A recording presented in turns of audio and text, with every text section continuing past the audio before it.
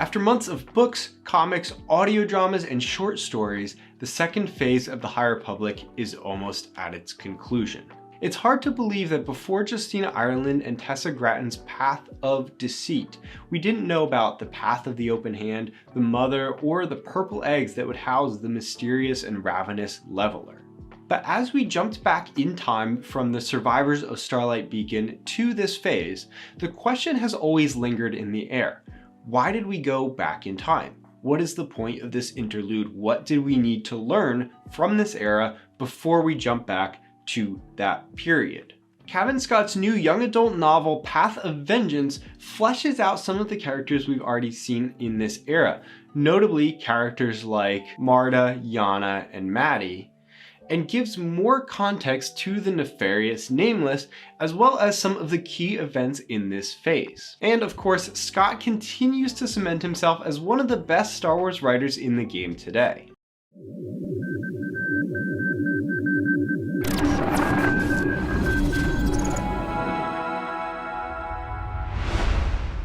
Hi everyone, I'm Nathan Emery, content creator here at Youtini, and I'm here to take you through our review of Cavan Scott's Path of Vengeance, the latest young adult novel in the Star Wars High Republic series.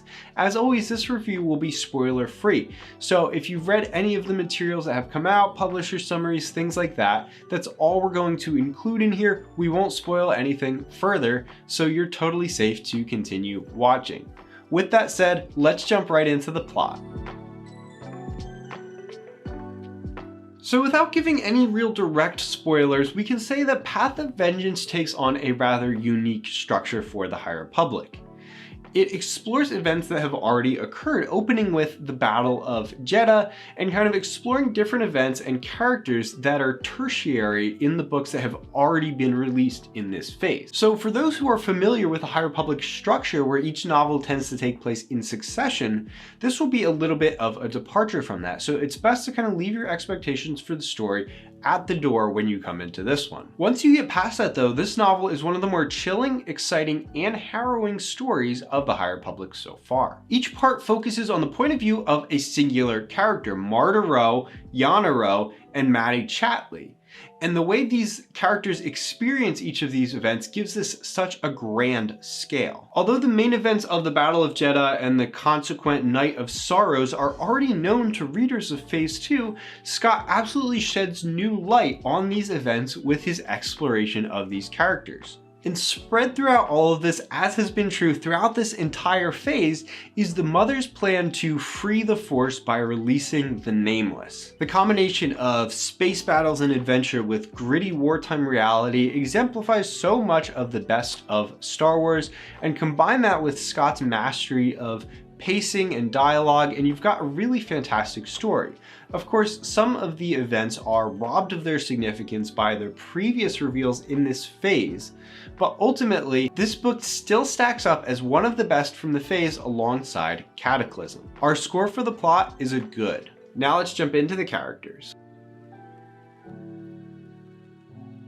Throughout Phase 2 of the High Republic, fans have been bombarded with new characters, and while this delivers on the promise of this phase being more expansive, it can be a little overwhelming at times. Every time we read a new perspective on the Battle of Jedha, it seems like there's a new Force cult there. Scott's novel does follow that theme as it explores these previous characters that were kind of tertiary to the main characters, but ultimately going really into depth of these wipes away a lot of that confusion and gives us a look at their potential as leads. Marta and Yana Rowe, for example, were introduced in last year's Path of Deceit, but really get to shine in Path of Vengeance. Marta's care for those in the path has been eroded by the events we saw last year, the pain and loss she experienced, shaping her into a guide that is focused on balancing the Force more than ever before. Yana, on the other hand, is completely disillusioned by the Mother and takes on a new and terrifying path that she has not taken before. Marta and Yana's voices are expressed with such clarity and yet distinction, resulting in some of the best written scenes we've seen since The Rising Storm. And while these characters are written with absolute clarity and incredible tone of voice, one small point of confusion is that in the printed version, the thoughts within each of their heads are actually not italicized, so we just had to go back and do a double take a little bit of the time. But ultimately, that doesn't detract from the way that Scott writes these characters and crafts their own tone of voice and the way that they experience the galaxy in all of its current turmoil.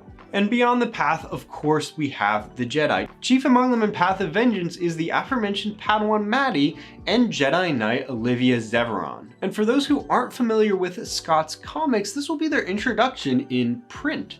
And Scott absolutely nails their characterizations and presents them in a way that's sure to make them instant fan favorites. Ultimately, the alternating structure between Jedi and Path members really gives a whole expansive perspective on the unfolding conflict and allows us new insights into events we've already witnessed in this phase.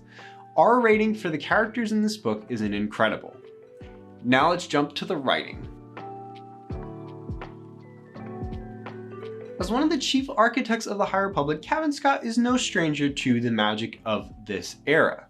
And while he's known for putting his characters through difficult situations, his ability to tell those stories and portray those characters cannot be understated. We got to see his incredible precise writing with The Rising Storm, which was absolutely a fan favorite from this era, and that style continues in Path of Vengeance. We're not going to rehash all of the incredible plot and character details that have already been discussed, but in addition to those, there's an incredible level of pacing and unique writing style that really builds the tension in this book.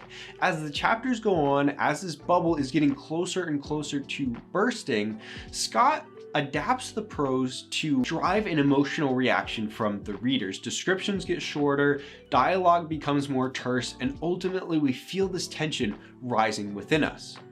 Again, the only part that really lags a little bit is the fact that there's no italicization for characters' thoughts, as well as the fact that there just are a lot of characters to follow in some scenes, so dialogue can bounce back and forth in a way that's confusing at a few points in this book.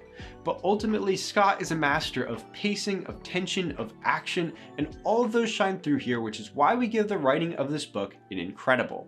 Now to the entertainment.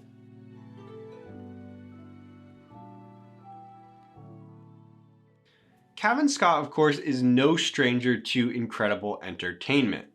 Whenever he writes a book, you're sure to find amazing action sequences coupled with the unique humor that makes Star Wars what it is.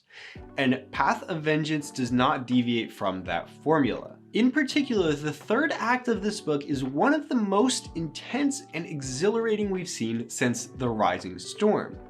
The previous syntax and writing strategies that we mentioned, along with the building tension from each of these characters, creates a third act that keeps readers on the edge of their seat. And as we mentioned, some of the reveals are a little bit muted by having already been revealed, even by the Star Wars YouTube channel, but that does not detract from the entertainment as a whole. It is easy to imagine that a lot of readers are going to find themselves unable to put this book down, especially for the last 150 pages. And while this book doesn't tie up every single loose end from this phase, there are enough mentions of outside media and tie-ins to make it really rewarding for those who have read a lot of High Republic media. For example, mentions of the fabled Planet X.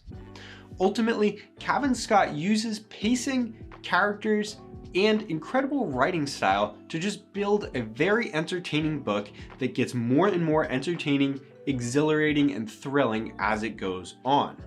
All of that is why we give the entertainment of this book an incredible. Ultimately, Path of Vengeance rounds out this phase of the High Republic with one of the most exhilarating stories we've seen in this entire initiative. Although some of the plot points falter just a bit due to the nature of them being already revealed, Cavan Scott reveals once again why he is an absolute master at writing Star Wars books, and this book is sure to not disappoint a single fan of the High Republic. It's one of the best we've seen in this phase and in the initiative as a whole, and overall our score for Path of Vengeance by Cavan Scott is an incredible. Path of Vengeance is out now wherever you get your books, and the audiobook is available on Audible. Links in the description below to order it if you haven't already. And if you haven't ever listened to a Star Wars audiobook, stick around for this for a second. So Youtini has actually partnered with Audible to give you your first Star Wars audiobook completely free. All you have to do is head to youtini.com/audible, sign up for a free trial, get your first book, no strings attached. Path of Vengeance is a great place to start. Thanks for watching, and as always, may the Force be with you.